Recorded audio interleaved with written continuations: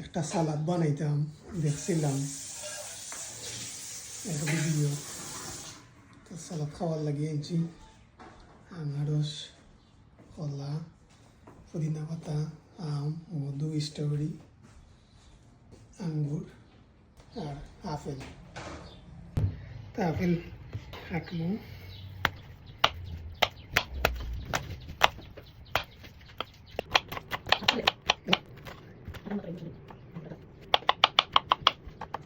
দিলাম আমটা আসলে খুব মিষ্টি মিঠিয়া। এখন রাখবো আঙ্গুর।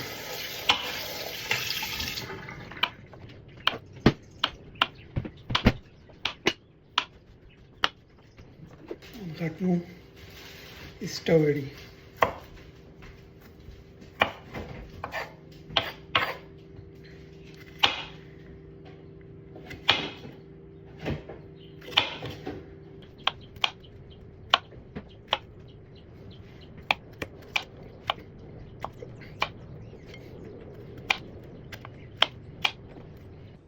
দিলাম আঙ্গুর, আপেল, আনারস, আম, স্ট্রবেরি। এখন দিব কয়টা পুদিনা পাতা, সেন্ট হইব। মোটামুটি শেষ।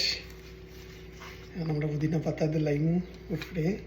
আমি একটা ভিডিও দেখছি, এজনে বানাইছি, ইন প্রফেশনাল শেফ।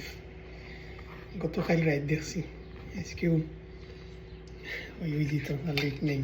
তোরা মশলা মিক্স করবো আর হঠাৎ হালকা সরিষার তেল দিমু, হালকা মধু দিমু। তেল মনে হয় বেশি হয়ে গেছে। দিমু তাজিন পাউডার, ওইটা দিমু হালকা লবণ। এখানে মিক্স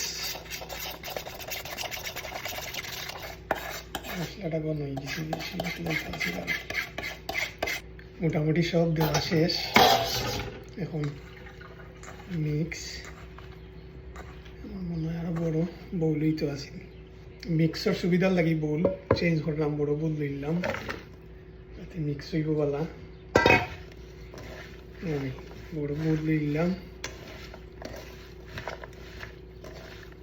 শেফে একটা পাউডার ইউজ করছেন, টেস্ট বুস্টার। আমি সার্চ দিলাম অনলাইনে, পাইছি না অ্যাকুরেট, আমি বুঝলাম না এও কিতা। একটা আছে সবজাতর মশলা মিক্স, একটা জিনিস মিসিং আছে। না হয় আলহামদুলিল্লাহ সবটা দিছি, হয়তো কোনোটা কম কোনোটা বেশি হইতে পারে দেওয়াত। তো ফাইনালি সালাদ হয়ে গেছে।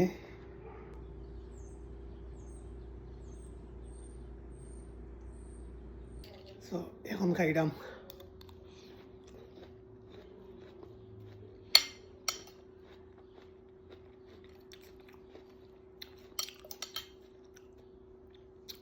আসলে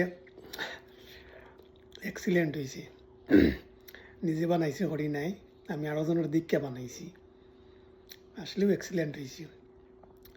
তো যেহেতু আমি প্রফেশনাল নাই, যে বানাইছেন তাই প্রফেশনাল, তাই ওটা আরও মজা হইব।